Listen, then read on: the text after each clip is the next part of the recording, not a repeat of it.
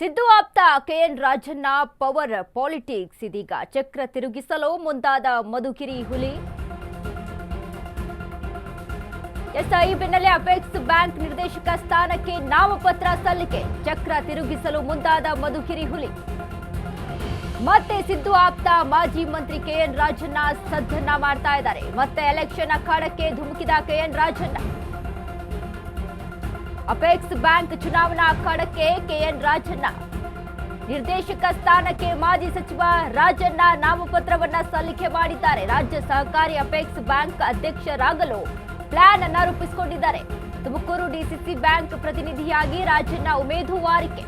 ಇತ್ತೀಚೆಗೆ DK Shivakumar ಭೇಟಿಯಾಗಿದ್ದ K N Rajanna ಇದೀಗ ಮಂತ್ರಿ ಮಾಡಿ ಇಲ್ಲವೇ ಅಪೆಕ್ಸ್ ಬ್ಯಾಂಕ್ ಅಧ್ಯಕ್ಷಗಿರಿಗೆ ಸಹಕರಿಸಿ ಹೀಗಂತ ಡಿಕೆಶಿ ಬಳಿ ಬೇಡಿಕೆಯನ್ನ ಮಂಡಿಸಿದ್ದ ಕೆಎನ್ ರಾಜಣ್ಣ. ಇದೀಗ ಕೆಎನ್ ರಾಜಣ್ಣ ಹಾದಿಗೆ ಗ್ರೀನ್ ಸಿಗ್ನಲ್ ಕೊಟ್ಟಿದ್ದ ಡಿಕೆ ಶಿವಕುಮಾರ್. ಈ ಬೆನ್ನಲ್ಲೇ ಅಪೆಕ್ಸ್ ಬ್ಯಾಂಕ್ ನಿರ್ದೇಶಕ ಸ್ಥಾನಕ್ಕೆ ನಾಮಪತ್ರವನ್ನ ಸಲ್ಲಿಕೆ ಮಾಡಿದ್ದಾರೆ. ಇದೀಗ ಸಿದ್ದು ಆಪ್ತ ಕೆಎನ್ ರಾಜಣ್ಣ ಪಾಲಿಟಿಕ್ಸ್ ಶುರುವಾಗಿರುವಂತದ್ದು.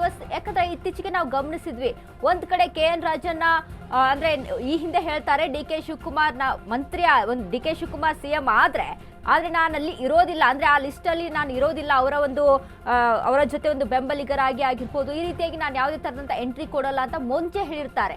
ಆದ್ರೆ ಅದಾದ ನಂತರ ಒಂದು ಸ್ಟೇಟ್ಮೆಂಟ್ ಅನ್ನ ಕೊಡ್ತಾರೆ, ಯಾರಾದ್ರೆ ಏನ್ರಿ, ನಾವು ಕೂಡ ಅಲ್ಲಿ ನಮ್ದು ಒಂದ್ ರೀತಿಯಾಗಿ ಪಾಲಿರುತ್ತೆ, ನಾವು ಕೂಡ ಆಕಾಂಕ್ಷಿಗಳೇ ಅನ್ನುವಂತ ಒಂದು ರೀತಿಯಲ್ಲಿ ಮಾಹಿತಿಯನ್ನ ಕೊಟ್ಟಿರ್ತಾರೆ. ಅದೇ ರೀತಿಯಾಗಿ ಈಗ ಕೆಎನ್ ರಾಜಣ್ಣ ಏನು ಅಪೆಕ್ಸ್ ಬ್ಯಾಂಕ್ಗೆ ನಾಮಪತ್ರ ಸಲ್ಲಿಕೆಯನ್ನ ಮಾಡಿರುವಂತದ್ದು ಒಂದ್ ರೀತಿಯಾಗಿ ಸಾಕಷ್ಟು ಕುತೂಹಲಕ್ಕೆ ಕಾರಣವಾಗಿದೆ. ಹಾಗಾದ್ರೆ ಸಿದ್ದು ಆಪ್ತ ಕೆಎನ್ ರಾಜಣ್ಣ ಪವರ್ ಪಾಲಿಟಿಕ್ಸ್ ಯಾವ ರೀತಿ ಆಗಿದೆ? ಇತ್ತೀಚೆಗೆ ಡಿಕೆ ಶಿವಕುಮಾರ್ ಅವ್ರನ್ನ ಭೇಟಿ ಆಗ್ತಾರೆ, ಮಂತ್ರಿ ಮಾಡಿ ಇಲ್ಲವೇ ಅಪೆಕ್ಸ್ ಬ್ಯಾಂಕ್ ಅಧ್ಯಕ್ಷಗಿರಿಗೆ ಸಹಕರಿಸಿ ಅಂತ ಮಾತನಾಡ್ತಾರೆ. ಅದಾದ್ಮೇಲೆ ಹೀಗಂತ ಡಿಕೆಶಿ ಬಳಿ ಬೇಡಿಕೆಯನ್ನ ಮಂಡಿಸಿದ್ರು ಆಗ ಕೆಎನ್ ರಾಜಣ್ಣ. ಅದರಂತೆಯೇ ಕೆಎನ್ ರಾಜಣ್ಣ ಹಾದಿಗೆ ಗ್ರೀನ್ ಸಿಗ್ನಲ್ ಕೊಟ್ಟಿದ್ರು ಡಿಕೆ ಶಿವಕುಮಾರ್ ಸಹಿತ. ಈಗಾಗಲೇ ಸಿದ್ದು ಆಪ್ತನಾದಂತ ಕೆಎನ್ ರಾಜಣ್ಣನ್ನ 2 ಸತಿ ಭೇಟಿ ಆಗ್ತಾರೆ ಡಿಕೆ ಶಿವಕುಮಾರ್. ಯಾಕಂದ್ರೆ ಅವರ ಒಂದು ಕುರ್ಚಿ ಕಿತ್ತಾಟದ ಬಗ್ಗೆ ಅದ್ರ ಬಗ್ಗೆ ಒಂದು ರೀತಿಯಾಗಿ ಸಪೋರ್ಟ್ ಬೇಕು ಅನ್ನುವಂತ ಬೆಂಬಲವನ್ನ ಸೂಚಿಸಿಕೊಂಡು ಭೇಟಿಯನ್ನ ಆಗ್ತಾರೆ. ಅದಾದ ಬಳಿಕ ಸಿಎಂ ಸಿದ್ದರಾಮಯ್ಯ ಅವರೇ ಮುಖ್ಯಮಂತ್ರಿ ಆಗ್ಬೇಕು ಅಂತ ಕೆಲವೊಂದು ಸತಿ ಸ್ಟೇಟ್ಮೆಂಟ್ ಅನ್ನ ಕೊಡ್ತಾರೆ. ಅದಾದ ಮೇಲೂ ಕೂಡ ಡಿಕೆಶಿ ಪರವಾಗಿ ಮಾತನಾಡೋಕೆ ಶುರು ಮಾಡ್ತಾರೆ. ಇದೆಲ್ಲವೂ ಕೂಡ ಅಂದ್ರೆ ರಾಜಕೀಯವಾಗಿ ತಂತ್ರಗಾರಿಕೆಯನ್ನ ರೂಪಿಸ್ತಾ ಬರ್ತಾ ಇರ್ತಾರೆ. ಈಗ ಅದರಂತೆ ಅಪೆಕ್ಸ್ ಬ್ಯಾಂಕ್ಗೆ ನಾಮಪತ್ರ ಸಲ್ಲಿಕೆಯನ್ನ ಮಾಡಿರುವಂತದ್ದು. ರಾಜ್ಯ ಸಹಕಾರಿ ಅಪೆಕ್ಸ್ ಬ್ಯಾಂಕ್ ಅಧ್ಯಕ್ಷರಾಗಲು ಪ್ಲಾನ್ ನ ರೂಪಿಸಿಕೊಂಡಿದ್ದಾರೆ. ತುಮಕೂರು ಡಿಸಿಸಿ ಬ್ಯಾಂಕ್ ಪ್ರತಿನಿಧಿಯಾಗಿ ರಾಜಣ್ಣ ಉಮೇದುವಾರಿಕೆಯನ್ನ ಸಲ್ಲಿಸಿರುವಂತದ್ದು. ಇತ್ತೀಚೆಗೆ ಡಿಕೆ ಶಿವಕುಮಾರ್ ಅವ್ರನ್ನ ಸಹಿತ ಭೇಟಿಯಾಗಿರ್ತಾರೆ. ಇದ್ರ ಬಗ್ಗೆ ಎಲ್ಲ ಪೊಲಿಟಿಕಲ್ ಆಗಿ ಅಲ್ಲಿ ಏನೇನು ಚರ್ಚೆ ಆಯಿತು ಅಂದ್ರೆ ಅಲ್ಲಿ ನಮಗೆ ಮುನ್ನೆಲೆಗೆ ಇರುವಂತದ್ದು ಅಂದ್ರೆ ಡಿಕೆ ಶಿವಕುಮಾರ್ ಈಗ ರಾಜಣ್ಣ ಅವರನ್ನ ಭೇಟಿಯಾಗಿದ್ದಾರೆ. ಕುರ್ಚಿ ಕಾದಾಟ ಏನ್ ಹೆಚ್ಚಾಗಿತ್ತೋ, ಕುರ್ಚಿ ಕದನ ಏನ್ ಹೆಚ್ಚಾಗಿತ್ತೋ, ಇದ್ರ ಬಗ್ಗೆ ಎಲ್ಲ ಅಲ್ಲಿ ಮನವೊಲಿಸೋಕೆ ಸಿದ್ದು ಆಪ್ತನನ್ನ ಭೇಟಿ ಆಗಿರ್ತಾರೆ ಅನ್ನುವಂಥದ್ದು ಒಂದಿತ್ತು.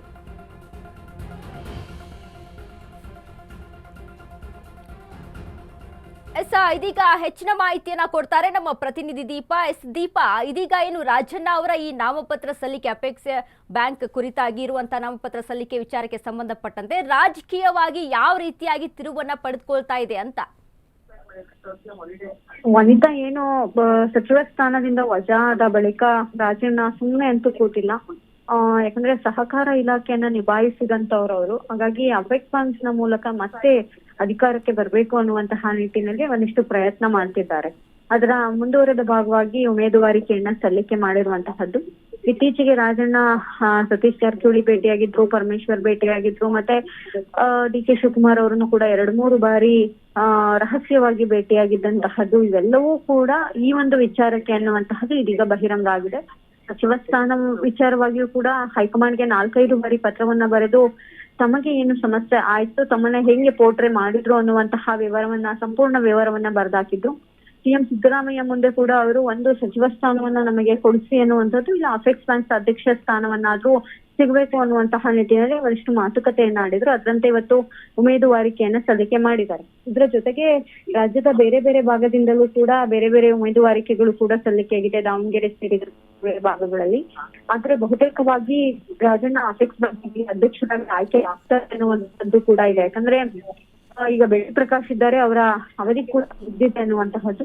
ಈ ಮುಗ್ದಂತಹ ಅವಧಿಗೆ ಮತ್ತೆ ಇವರು ಹೋಗಿ ಅಲ್ಲಿ ಕೂತ್ರೆ ಒಂದು ಅಧಿಕಾರ ರಾಜ್ಯದ ರಾಜ್ಯದಲ್ಲಿ ಸಿಗುತ್ತೆ ಅನ್ನುವಂತಹ ನಿಟ್ಟಿನಲ್ಲಿ ಒಂದಿಷ್ಟು ಪ್ರಯತ್ನಗಳನ್ನ ಈ ಮೂಲಕ ಮುಂದುವರಿಸಿರುವಂತದ್ದು. ವನಿತಾ, ಧನ್ಯವಾದಗಳು ದೀಪಾ ನಿಮ್ಮೆಲ್ಲ ಮಾಹಿತಿಗೆ.